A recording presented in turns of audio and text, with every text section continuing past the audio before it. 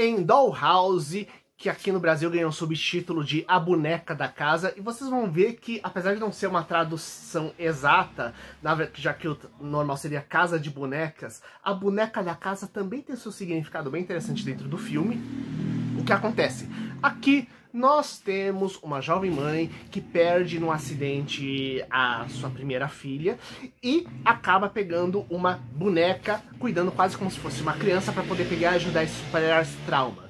Quando ela fica grávida novamente e tem uma nova criança, a boneca é deixada de lado, e quando a criança nova dela cresce o suficiente para ser capaz de, por conta própria, abrir o local onde estava lacrado a boneca, coisas cada vez mais macabras começam a acontecer. Eu sou o Luiz, bem-vindos ao Monstros e Aventuras, e vamos falar hoje de uma mistura de horror asiático com filme de boneco maligno. E como vocês sabem, eu adoro o subgênero. Sim, existe todo um subgênero de filmes de bonecos malignos que temos atualmente, né? Inclusive trazer esse material aqui pro Brasil nessa época é perfeito, já que temos justamente uma ressurreição justamente desse tipo de filme, já que temos a Annabelle fazendo muito sucesso na franquia Invocação do Mal, nós temos o Five Nights at Freddy's, né, com os animatrônicos do mal, cujo filme 2 já vai estrelar final do ano, e nós temos toda uma linha de filmes desse tipo que é extremamente famosa por aqui, né? Então a gente começa com O Mestre dos Brinquedos e Chuck, o Brinquedo Assassino, lá do finalzinho dos anos 80, né? E mais recentemente, como eu falei, né? Tivemos a Annabelle, assim como tivemos Megan como novas bonecas do mal que ficaram famosas. Porém, o que acontece? Aqui, nós temos muito essa coisa de bonecos malignos sendo justamente uma coisa de serial killers. Aquela coisa dos filmes slashers, onde são entidades que perseguem, fazem uma pilha de vítimas, né, causando as mais macabras situações, né? É basicamente como se fosse uma coisa meio um assassino serial com poderes sobrenaturais, meio atualmente as leituras do Jason, da Sexta-feira 13, Halloween, o mesmo do Fred Krueger, só que numa versão boneco maligno que persegue as pessoas, com as mais diversas histórias por trás disso. Só que aqui, em Dollhouse, apesar de termos uma boneca sombria, a história vai por uma outra linha, onde temos muito mais um suspense de investigação sobrenatural, onde, inclusive, eu fico fascinado que, ao invés da gente ter os mais efeitos especiais bizarros de morte ou de coisas sombrias acontecendo, aqui é a combinação de efeito de câmera com maquiagem e uma excelente atuação para poder pegar e gerar justamente as cenas sobrenaturais da história. Então é uma coisa muito menos gráfica e muito mais do terror que a gente está vendo ao ver a situação dramática onde os personagens eles estão inseridos dentro da história. Então, vamos detalhar um pouquinho, sem spoilers. Lembrando que se você estiver gostando do vídeo, gostar desse tipo de tema, coloque aqui embaixo, compartilhe com seus amigos, dá aquela curtida bonita e vamos nessa. Então, Dollhouse se passa no Japão, numa vizinhança assim, onde todo mundo é meio amigo, tem criança, etc. Só que após um acidente doméstico, e que poderia acontecer com muita gente, né? Então dá até aquele tom de alerta para os pais, que é muito importante o filme. A mulher acaba sendo levada, e você vê que tem até uma certa influência sobrenatural nesse processo, a uma boneca que é muito parecida com a filha dela. E essa boneca é aquelas de porcelana extremamente branca, bonitinha, quase praticamente de tamanho real, de uma criança que ela começa a cuidar direitinho, até que ela vai ter uma filha, e essa filha, quando atinge uma certa idade, uns 6 anos de idade, acaba achando a caixa onde está a boneca e começa a acontecer coisas estranhas. Ela começa a conversar com a boneca demais, os amiguinhos ela e a própria mãe começam a ter machucados que parecem surgir do nada, vultos começam a aparecer, você fica em toda na dúvida até onde a boneca está agindo, e até onde é a criança manipulada pela boneca, e até onde temos as alucinações, em partes provocadas pela própria boneca, em partes gerados pela própria mente materna, pelo fato de ela ter se superar um trauma intenso pelo qual ela sofreu. Claro que, pelo menos aqui, o marido não é um babaca, um banana, não. Ele tenta pegar, ajudar as coisas. Inclusive, a gente pode dividir esse filme em 3 partes. O primeiro, a terça parte, onde vemos as coisas pelo ângulo da mãe. A segunda parte, quando a mãe fica numa clínica de repouso, onde vemos o pai tentando lidar com a história e as coisas subindo cada vez mais à medida que ele investiga os detalhes sobre a origem da boneca, ao ver que tem uns detalhes meio estranhos da caixa, né? E o terceiro, quando o casal se une por causa de um especialista no sobrenatural, para poder pegar e dar um jeito de se livrar daquela boneca maligna. Então, a ideia é que eles vão pegar, investigar cada vez mais detalhes sobre a origem da boneca, quem foi que criou, quando criou, as histórias e lendas ao redor, e sempre o problema, né, como estamos falando de lendas, você não sabe exatamente o que aconteceu ou não, então como você consegue elaborar como lacrar a boneca ou não direito, como encerrar a maldição, se você pega e só tem pedaços do que aconteceu e você tem coisas que você não sabe até onde foram lendas que foram faladas, até ou coisas que foram criadas para encobrir verdades de crimes também. É uma coisa bem complexa, né? Tanto que existe um momento, algum momento muito interessante, que é um momento mais alívio cômico, onde é visto um filme na internet, ou pra tentar esclarecer a origem da boneca, e nós temos aquele tipo padrão de youtuber que vai pegar, investigar o sobrenatural, né? E que parece um alívio cômico, mas aquele pessoal que não faz a mínima ideia do que tá acontecendo.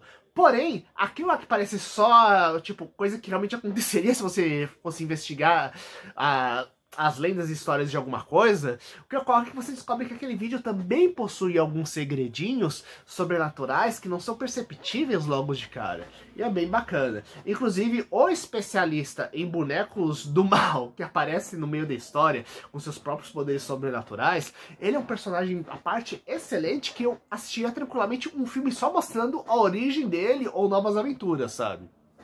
Então, é bem bacana quanto a isso, já que um problema que a gente tem em muitos filmes, eu não tô falando do caso do Invocação do Mal, porque Invocação do Mal, o central é que temos um casal de caçadores do sobrenatural, que eles ainda por cima têm todo o suporte de uma rede de religiosos competentes naquilo, né, no caso a Igreja Católica, para pegar e solucionar os casos, né, enquanto na maioria dos filmes, a gente tem a pessoa se virando sem conseguir suporte de ninguém ou tendo a mínima ideia do que está acontecendo, sabe? Então é interessante a gente ver um especialista, né? E, no caso, né, um especialista ligado justamente a crenças religiosas japonesas, né? Então ajuda a ver as coisas por um outro ponto de vista cultural dentro da história. E como eu falei, a trama, ela é uma coisa muito mais de investigação e que você não sabe quando vai acontecer alguma coisa sobrenatural ou não. Até onde você está tendo tensão ou não. Inclusive, aquilo que é interessante é como não deixa de ser uma história envolvendo um casal pouco a pouco perdendo a sanidade pelo fato de não terem conseguido superar uma grande tragédia do passado. E isso eu acho extremamente fundamental para pegar e criar uma história interessante, e uma história que mesmo não sendo aquela coisa nítida, aquela coisa meio conto de fadas, ele dá uma certa lição de moral, entre aspas, no sentido da importância de você saber superar seus traumas, mas superar seus lutos, porque você vai perder, infelizmente temos perdas de pessoas, perda de locais importantes que amamos, perda de objetos que são preciosos pra gente, algumas vezes perdas de memórias devido a coisas que aconteceram, problemas, etc. E esses processos de perda, eles podem ser extremamente difíceis de superar pelos fatos de que é uma coisa muito importante, que era quase um pedaço de você, algumas vezes até mesmo um pedaço de você, que você pegou e você perdeu, né? Então, se você não pega, sabe trabalhar isso continuamente, algumas vezes uma dor vai ser contínua, mas você cria coisas que podem pegar e trabalhar isso, ao invés de só jogar a coisa de lado ou deixar ela de luto, ou criar um luto eterno em cima disso, você pode criar coisas que vão se acumular cada vez mais até causar problemas contínuos no futuro que você não sabe lidar. E essa lição, ela é muito bem feita. Só que bem feita, criando um ar excelente de mistério. Então, a gente tem um filme que ele não é aquela coisa de susto, nem é aquela coisa gore, cheio de gráfica sombria, mas muitas vezes de mistério, uma coisa meio de também onírico, que você não sabe o que é também, alguns momentos, onde o que é sonho, o que é a pessoa imaginando aquilo, o que é a alucinação causada pelas forças sobrenaturais. Então, tudo isso aí acaba criando um clima bem interessante à medida que a gente vai conhecendo o íntimo da psique do casal e também a gente vai conhecendo a história por trás da origem da boneca também.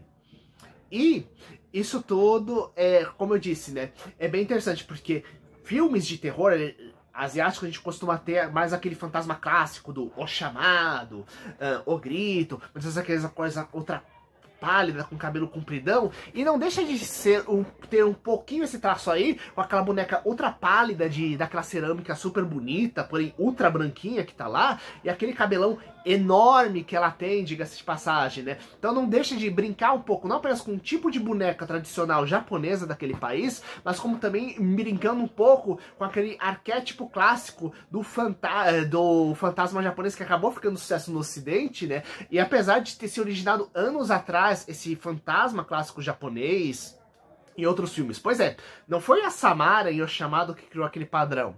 O que acontece é que décadas atrás, lá nos 60, 50, nós tivemos o filme Onibaba, a Mulher Demônio, que é o primeiro onde temos esse padrão em audiovisual de forma marcante e que influenciou várias gerações, justamente da fantasma que é ultra pálido, que vai com cabelão até o chão, aquele fantasma feminino clássico que a gente acabou vendo em filmes japoneses. Uma coisa tão clássica que até em jogos de terror, né, ou mesmo jogo de luta, como no Killer Instinct, por exemplo, existe esse tipo de personagem tirado desse arquétipo padrão, sabe?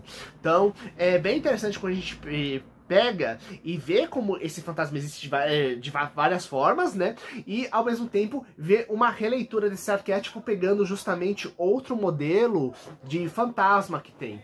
Lembrando que, aqui no Ocidente, a gente também teve a ideia de uma figura, uma ideia semelhante disso lá no século XIX, mais precisamente da boneca em si. Porque, no século XIX, Estados Unidos, ficou a história da menininha vendedora de fósforo que acabou ficando muito famosa. E essa história, que foi publicada em um jornalzinho, que é um continho meio de terror, ele pega e fala de uma menininha que era muito jovem, mas não tinha quase dinheiro, não tinha fósforos que ela estava tentando vender, que era o único aquecimento dela, e ela acaba falecendo quando acabam os fósforos. E o que acontece? Bonequinhas dessa personagem, feita justamente em cerâmica, que é aquela coisa ultra pálida, que lembra inclusive a questão de morta pelo congelamento do frio, acabou ficando extremamente sucesso, inclusive algumas vendendo em caixõezinhos na época. Inclusive depois fizeram uma versão masculina dela naquele período, né? Mostrando como esse tipo de história sombria e esse tipo de arquétipo pega e faz sucesso já há um certo tempo, com cada local, cada período pegando, reimaginando e reinterpretando ele de forma distinta. Então eu fiquei feliz quando teve a ideia de uma bonequinha de cerâmica pálida, amaldiçoada, aparecendo em um filme, sabe? Quem tá trazendo aqui no Brasil é a Sato Company, e no momento que eu tô falando desse vídeo, ele tá pegando e entrando no ar nos cinemas brasileiros, né? Então, gente, quem gosta desse filme, coloca aqui embaixo, fale os principais filmes de assombrações ou de bonecos do mal que vocês gostam, compartilhe com seus amigos e até o próximo vídeo. Falou!